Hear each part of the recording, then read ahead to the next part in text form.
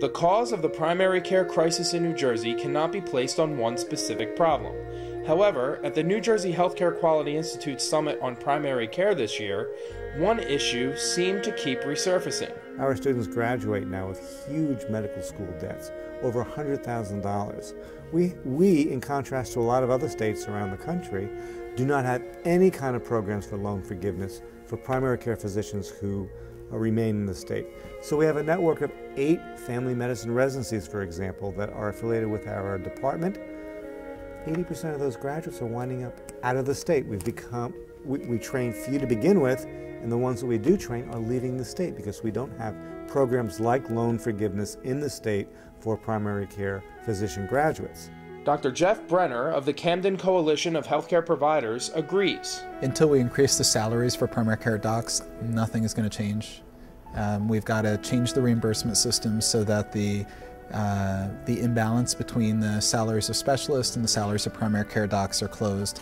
In other countries that really control healthcare costs and have much more balanced, integrated systems, they have a lot more primary care docs, a lot fewer specialists, and the salaries for the primary care docs are actually higher than the specialists. So I don't know that we're going to get to that anytime soon, but we clearly need to close the imbalance between them. Otherwise, students are simply not going to do it. But the problem persists even after medical school loans are paid. Many primary care doctors see a chance to make a better living as a specialist. We need to reform the way we compensate primary care. There needs to be a more reasonable and equitable reimbursement for what we call in medicine the cognitive skills. That is the skills that really are non-procedural. We don't reimburse adequately for that. We need to change how we compensate primary care. There needs to be more equitable distributions. You saw on the slides, in most cases there's $150,000 to $200,000 difference between a primary care physician and a specialist. But that doesn't mean the specialists are bad people too, because the demand's there for them. We also need to help them with their loan repayments. Most of our students come out anywhere from $175,000 to $225,000 in debt.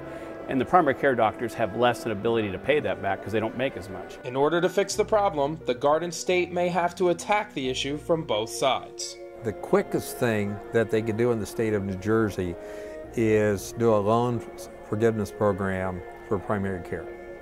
I've seen it work well in other states. It can have an immediate impact. In other words, they can pass the law next year. This year, next year's medical students are going to make different choices. So that's a quick fix that will help the problem. The ultimate problem is payment reform.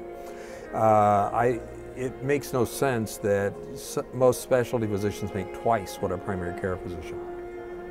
The truth's somewhere in between, so I think it's a continuum. The easy, quick fix would be student loan forgiveness, and then the longer term has to be payment reform.